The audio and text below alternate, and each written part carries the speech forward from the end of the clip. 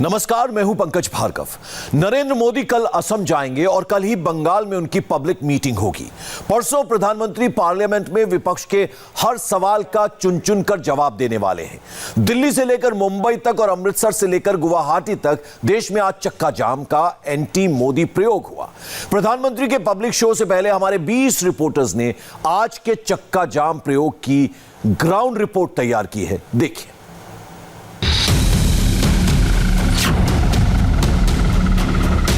प्रधानमंत्री का public show होने वाला है। अगले 40 घंटे में नरेंद्र मोदी 3 बार पब्लिक के बीच आने वाले हैं। रविवार को मोदी बंगाल और असम में होंगे और सोमवार को प्रधानमंत्री पार्लियामेंट में बोलेंगे। मोदी के पब्लिक शो से पहले विपक्ष ने चक्का जाम का पॉलिटिकल प्रयोग किया। नरेंद्र मोदी ने अगर 3 भाषण से मूड बदल दिया तो मोदी विरोध फेल हो जाएगा। रिस्क, फिक्स और पॉलिटिक्स, इन 3 शब्दों में आज की पूरी सियासी कहानी का सार है। रिस्क नरेंद्र मोदी ने लिया है, पॉलिटिक्स मोदी विरोधियों ने की है। चक्का जाम कितना फिक्स रहा है, इसकी डिटेल रिपोर्ट हम आपको 40 जगहों से दिखाएंगे। मोदी विरोध का चक्का जाम प्रयोग, कहां कितना चक्का जाम हुआ, विपक्ष के किस नेता का नाम हुआ, पॉलिटिकल प्रयोग कहां नाकाम हुआ। चक्का जाम की ऑल इंडिया रिपोर्ट देखने से पहले किसानों के नाम पर चल रही ऑल इंडिया पॉलिटिक्स के किरदारों को पहचान लीजिए। राहुल गांधी, प्रियंका गांधी, अरविंद केजरीवाल, अखिलेश यादव, जयंत चौधरी, ममता बनर्जी, एमके स्टालिन, पिनराई विजयन, उद्धव ठाकरे, अशोक गहलोत, सचिन पायलट, भूपेंद्र सिंह हुड्डा और कैप्टन अमरिंदर सिंह। ये वो चेहरे हैं जो कृषि कानूनों के खिलाफ किसानों को भड़का भी रहे हैं और उन्हें खेतों से निकलकर सड़क पर बैठने के लिए उकसा भी रहे हैं। गद्दी बचाने या सत्ता पाने की जिसको जितनी अर्जेंसी है, वो मोदी विरोध में उतना ही जोर से बोल रहा है। अब देखते हैं कि जब चक्का जाम हो रहा था तब ये नेता क्या कर रहे थे। राहुल गांधी ने चक्का जाम शुरू होने से 43 मिनट पहले ट्वीट किया, लिखा पूर्ण समर्थन।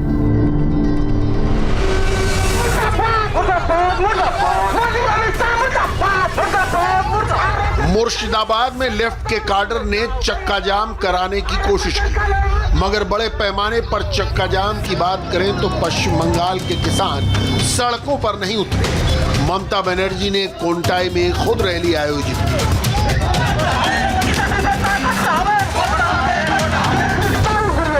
बंगाल में अब ममता की रैलियों की उतनी चर्चा नहीं होती जितनी सुर्खियां बीजेपी के रोड शो को मिल जाती हैं। ममता की रैली और जेपी नड्डा की परिवर्तन यात्रा को कंपेयर करेंगे तो कहानी एकदम क्लियर हो जाती है।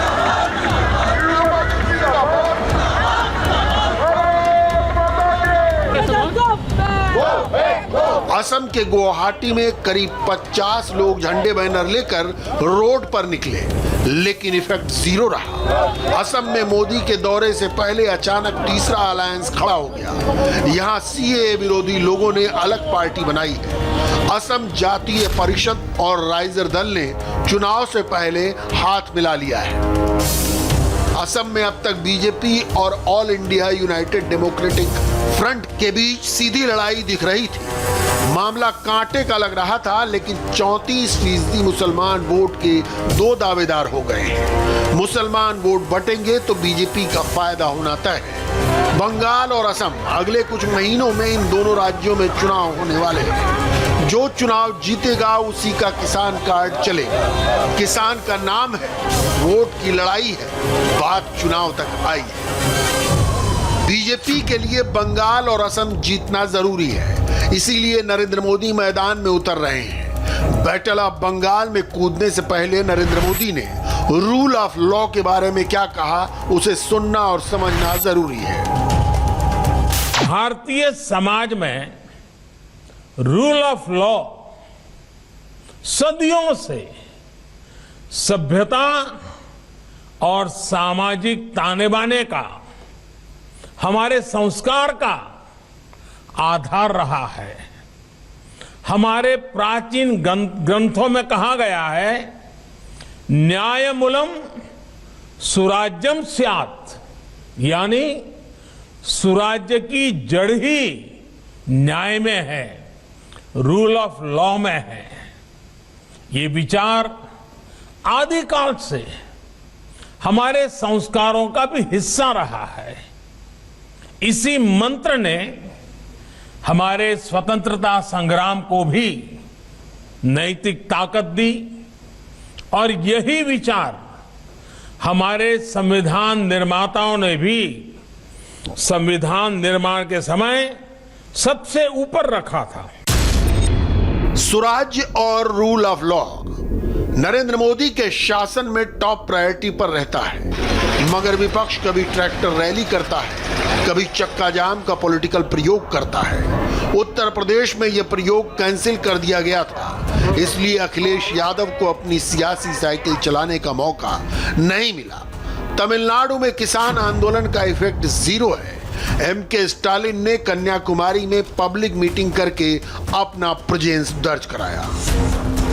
लेफ्ट ने अपने काडर को लाल झंडा पकड़ाकर दिल्ली के आसपास उतार रखा है, इसलिए लेफ्ट शासन वाले केरल में चक्का जाम न होना था न हुआ।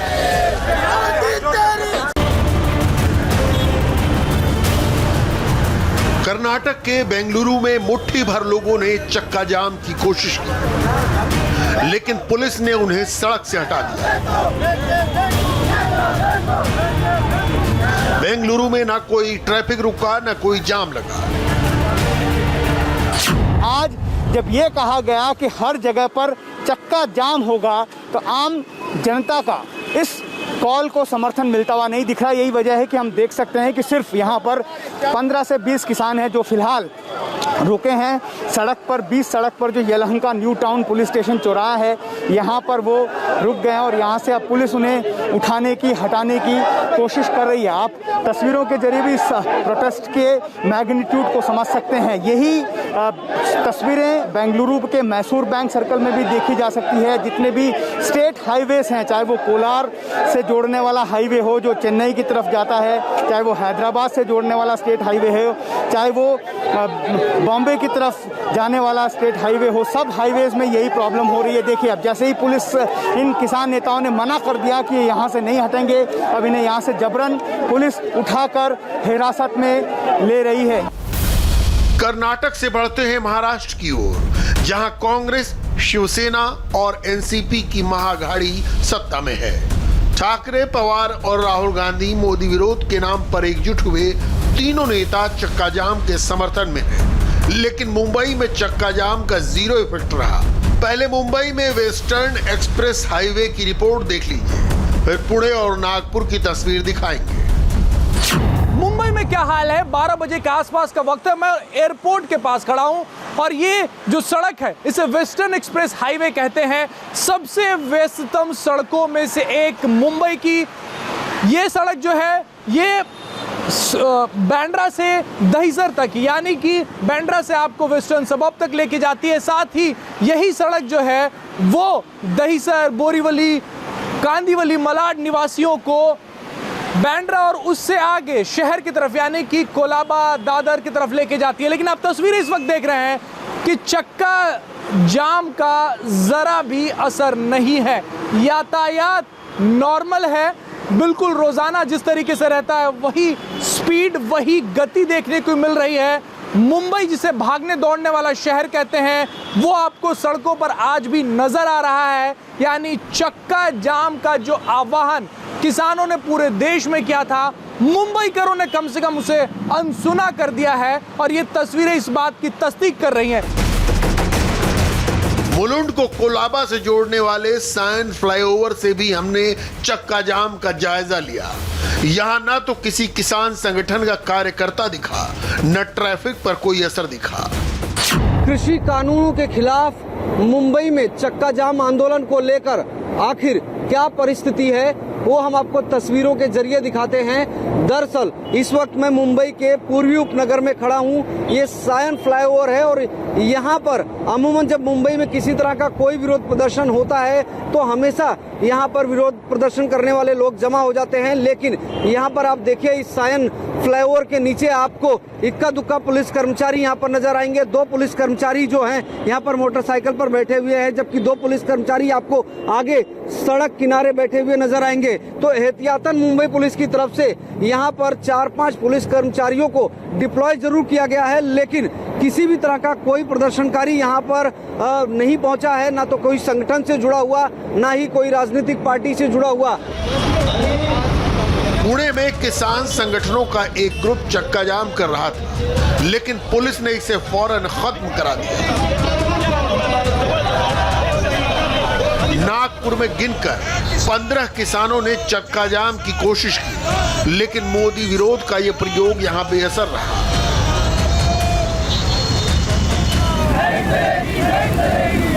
किसान आंदोलन विशुद्ध पॉलिटिकल लड़ाई है। सोशल मीडिया पर इसकी अलग तस्वीर दिखती है। सड़क पर उतरने पर सिचुएशन पूरी तरह बदल जाती है। राहुल गांधी कहते हैं कि चक्का जाम को कांग्रेस का फुल सपोर्ट है। चलिए राजस्थान में चक्का जाम की तस्वीरों का बैरोमीटर लगाकर इस सपोर्ट का टेस्ट करते हैं। उस समय तो उनको पता। जयपुर में कांग्रेस ने किसान आंदोलन का गुस्सा इनकैश कराने के लिए महापंचायत बुला ली। खालावाद रोड और खिरनी फाटक एरिया में सड़कों पर टायर जलाकर ट्रैफिक रोका गया। किसान संगठनों ने चक्का जाम का कॉल दिया था, मगर आरएलपी को ट्रैक्टर रैली निकालने में ज्यादा पॉलिटिकल फायदा नजर आया। रास्ते बंद हुए तो परेशानी आम लोगों को हुई। 2.5-3 घंटे हो गए, हम बहुत ज्यादा परेशान हो रहे हैं। जहाँ जहाँ देखो वहाँ चौराहे पे जाम लगा हुआ है। उसकी वजह से हम ही नहीं, जो भी जितने भी यात्री हैं सब परेशान हो रहे हैं। बोर जा रहे हैं और कम से कम 1 घंटा हो गया हमको यहाँ परेशान होते हुए। को 4 घंटे हो गए और 2 जाना है, कोई साधन आदन नहीं जा रहे। हर जगह पे जाम लगा हुआ है और जो देखे कोई आन नहीं कर रहा 200 जाने के लिए, साधन आदन नहीं जा रहे और जगह जगह चक्का जाम हो रहा है। किसान नेताओं का वादा था किसी एम्बुलेंस को नहीं रोका जाएगा, लेकिन सचिन पायलट के दौसा की तस्वीरें सबूत है। यहाँ एम्बुलेंस जाम में फंसी है और कोई मदद करने वाला नहीं है। किसान आंदोलन के पॉलिटिकल प्रयोग का ओरिजिन पंजाब में है। सरकार कांग्रेस की है। किसान कानूनों को लेकर शिकायत नरेंद्र मोदी से है, मगर चक्का जाम के प्रयोग के साथ साथ यहाँ और कैसे कैसे प्रयोग हो रहे हैं, लुधियाना की इन तस्वीरों से समझिए। यहाँ ट्रैक्टर पर भिंडरावाले की तस्वीर का झंडा लगाया गया है। भिंडरावाले वही है जिसने अमृतसर में अकाल तख्त को आतंक का अड्डा बना दिया था, जिसके नाम पर आज भी खालिस्तान की डिमांड होती है। यहाँ एक प्रदर्शनकारी ने प्रधानमंत्री के लिए अपशब्द वाला पोस्टर पकड़ रखा है। दूर दूर तक कहीं भी पुलिस का कोई इंतजाम नहीं।